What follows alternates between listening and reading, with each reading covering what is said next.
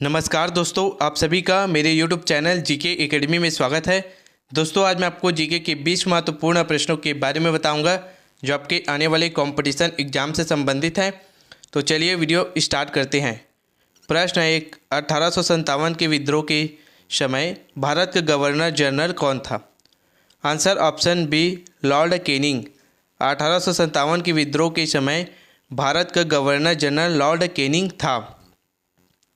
व्याख्या: 1857 के विद्रोह के समय भारत के governor general Charles John Canning थे। उन्हें प्रथम आर्ल कैनिंग के नाम से भी जाना जाता है।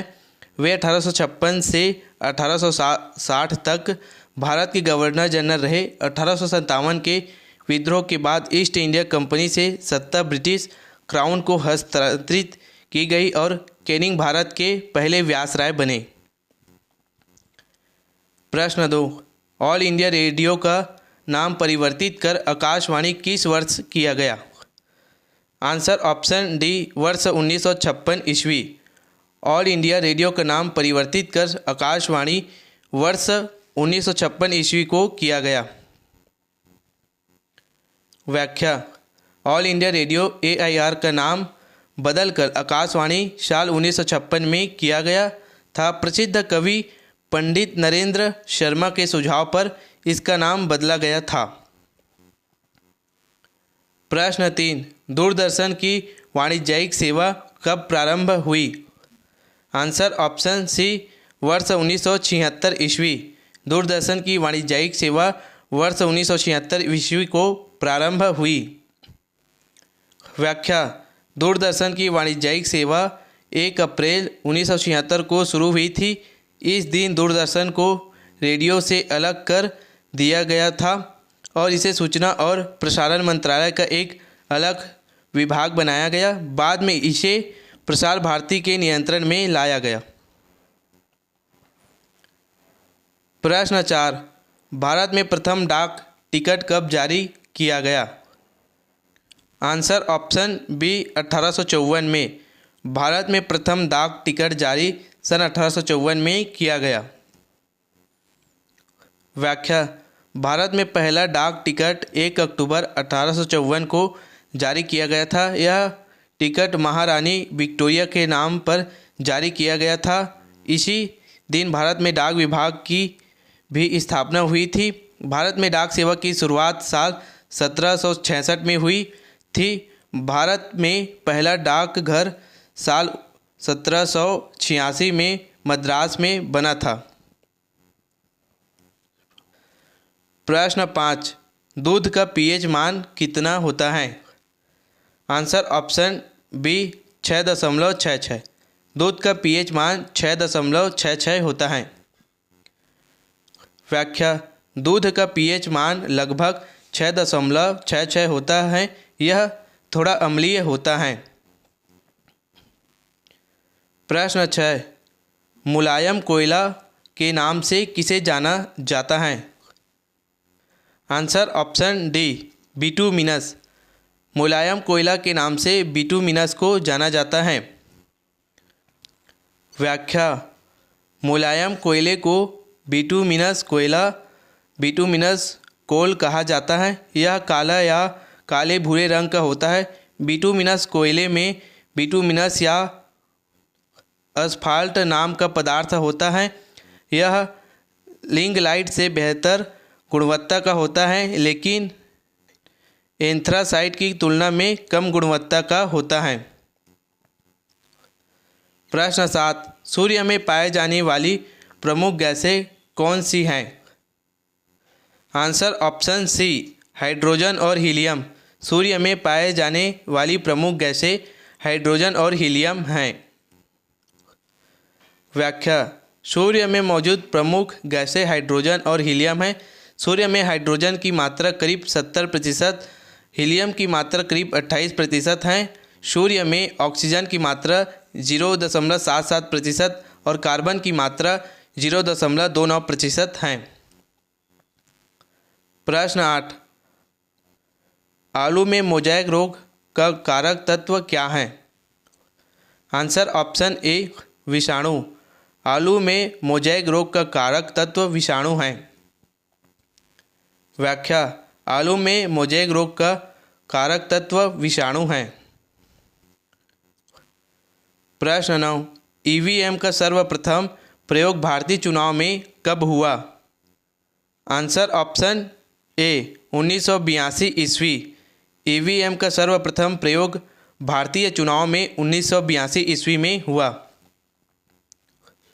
व्याख्या, भारत में इलेक्ट्रॉनिक वोटिंग मशीन ईवीएम का सर्वप्रथम प्रयोग 1982 में हुआ था। यह प्रयोग केरला राज्य के त्रिशूर जिले के एक छोटे चुनाव क्षेत्र में किया गया था, जब वहां के एक उपचुनाव में ईवीएम का इस्तेमाल किया गया था। इसके बाद 1998 में ईवीएम का व्यापक रूप से लोकसभा चुनावों में प्रयोग किया गया। प्रश्न 10, गुप्त काल में सोने के सिक्के को क्या कहते थे? आंसर ऑप्शन सी दिनार। गुप्त काल में सोने के सिक्के को दिनार कहते थे। व्याख्या, गुप्त काल में सोने के सिक्कों को दिनार कहा जाता था। गुप्त शासकों के सोने के सिक्के कलात्मक रूप से बेहतरीन थे। गुप्त शासकों ने चांदी के सिक्के भी जारी किए थे, जिन्हें रूपका कहा जाता था। प्रश्न 11, किस लिपि को सभी लिपियों का जन्मदाता कहा जाता है? Answer option A Brahmi. Brahmi लिपि को सभी लिपियों का जन्मदाता कहा जाता है। व्याख्या, ब्राह्मी लिपि को सभी लिपियों का जन्मदाता कहा जाता है। ब्राह्मी लिपि से ही देवनागरी लिपि का विकास हुआ है। देवनागरी लिपि में संस्कृत, हिंदी, मराठी, कोंकणी, सिंधी, कश्मीरी, नेपाली, तामाड़ा भाषा, गढ़वाली, बोडो, अंगिका, मगही, भोजपुरी, मैथिली, सांथली जैसी कई भाषाएं लिखी जाती हैं। प्रश्न 12, बाल विवाह प्रथा किस काल में आरंभ हुआ? आंसर ऑप्शन सी गुप्त काल। बाल विवाह प्रथा गुप्त काल में आरंभ हुआ। व्याख्या, बाल विवाह की प्रथा की शुरुआत गुप्त काल में हुई थी। माना जाता है कि वैदिक धर्म से शास्त्रीय हिंदू धर्म की शुरुआत होने के बाद भारतीय उपमहाद्वीप में व्यवस्थित विवाह की प्रथा शुरू हुई। प्रश्न 13, कर्मा लोक नृत्य भारत के किस राज्य में प्रचलित हैं? Answer option A Chhattisgarh. Karma लोक नृत्य भारत के छत्तीसगढ़ राज्य में प्रचलित हैं। व्याख्या, कर्मा लोक नृत्य मुख्य रूप से भारत के छत्तीसगढ़ राज्य में प्रचलित है। कर्मा लोक नृत्य भारत के कई राज्यों में भी प्रचलित है, जिनमें झारखंड, पश्चिम बंगाल, असम, उड़ीसा और बांग्लादेश भी शामिल हैं। प्रश्न 14, 1969 में कितने बैंकों का राष्ट्रीयकरण किया गया था? आंसर ऑप्शन बी 14 बैंकों। 1969 में 14 बैंकों का राष्ट्रीयकरण किया गया था। व्याख्या, साल 1969 में भारत में 14 बैंकों का राष्ट्रीयकरण किया गया था। 19 जुलाई 1969 को भारत सरकार ने 14 प्रमुख निजी बैंकों का राष्ट्रीयकरण किया था। इनमें से एक बड़ा बैंक बैंक ऑफ इंडिया था। इन बैंकों में जमा राशि 50 करोड़ रुपए से ज़्यादा थी। इस राष्ट्रीयकरण के लिए तत्कालीन प्रधानमंत्री इंदिरा गांधी ने एक अध्यादेश लाया था। प्रश्न 15, भारत का राष्ट्रीय पुष्प कौन सा है? आंसर ऑप्शन डी कमल। भारत का राष्ट्रीय पुष्प कमल है। व्याख्या, भारत का राष्ट्रीय पुष्प कमल है। इसे 26 जनवरी 1950 को राष्ट्रीय फूल घोषित किया गया था। यह एक पवित्र फूल है और प्राचीन भारत की कला और पौराणिक कथाओं में एक अहम स्थान रखता है। प्रश्न 16, पृथ्वी पर सबसे लंबा जानवर कौन है? Answer option B giraffe. पृथ्वी पर सबसे लंबा जानवर जिराफ है। व्याख्या, पृथ्वी पर सबसे लंबा जानवर जिराफ है। नर जिराफ 18 फीट तक लंबे हो सकते हैं, जबकि मादा जिराफ 14 फीट तक लंबी हो सकती है। जिराफ की गर्दन, पैर और जीभ बहुत लंबी होती हैं। इसका जीवन काल करीब 30 साल का होता है। प्रश्न 17, भारत में रेशम का सबसे अधिक उत्पादक राज्य कौन सा है? Answer option A Karnataka. Bharat में रेशम का सबसे अधिक उत्पादक राज्य कर्नाटक राज्य है। व्याख्या: कर्नाटक भारत में रेशम का सबसे बड़ा उत्पादक राज्य है। यह राज्य देश के कुल शहतूत रेशम का लगभग 45% उत्पादन करता है। कर्नाटक में शहतूत, तसर, एरी और मुगा रेशम जैसे कई तरह के रेशम का उत्पादन होता है। प्रश्न 18, पंचवर्षीय योजना पहली बार कहाँ शुरू की गई थी? आंसर ऑप्शन डी सोवियत संघ। पंचवर्षीय योजना पहली बार सोवियत संघ में शुरू की गई थी। व्याख्या: पहली पंचवर्षीय योजना सोवियत संघ में शुरू की गई थी। इसे जोसेफ स्टालिन ने साल 1928 में लागू किया था। इसके बाद ज़्यादातर कम्युनिस्ट देशों और कई पूंजीवादी देशों में भी पंचवर्षीय योजनाओं का अपनाया।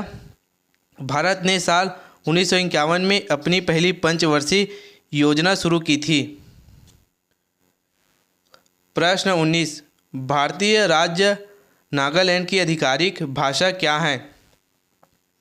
आंसर ऑप्शन बी अंग्रेजी। भारतीय राज्य नागालैंड की आधिकारिक भाषा अंग्रेजी है। व्याख्या: नागालैंड की आधिकारिक भाषा अंग्रेजी है। नागालैंड विधानसभा ने सन 1967 में अंग्रेजी को नागालैंड की आधिकारिक भाषा घोषित किया था। नागालैंड में शिक्षा भी अंग्रेजी में होती है। प्रश्न 20, भारत का सबसे लंबा रेलवे प्लेटफार्म कहाँ है? Answer option D Shri Siddharudha Swami ji.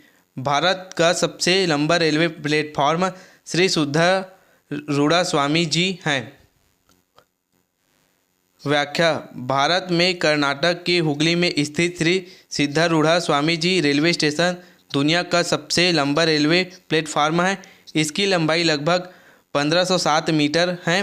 प्रधानमंत्री नरेंद्र मोदी ने 12 मार्च 2023 को इसे दुनिया के सबसे लंबे रेलवे प्लेटफार्म के तौर पर देश को समर्पित किया था। इससे पहले उत्तर प्रदेश के गोरखपुर जंक्शन का प्लेटफार्म दुनिया का सबसे लंबा प्लेटफार्म था। इसकी लंबाई 1366.4 मीटर थी। दोस्तों, इसी तरह के जीके के वीडियो देखने के लिए मेरे वीडियो को लाइक करें, चैनल को सब्सक्राइब करें। धन्यवाद।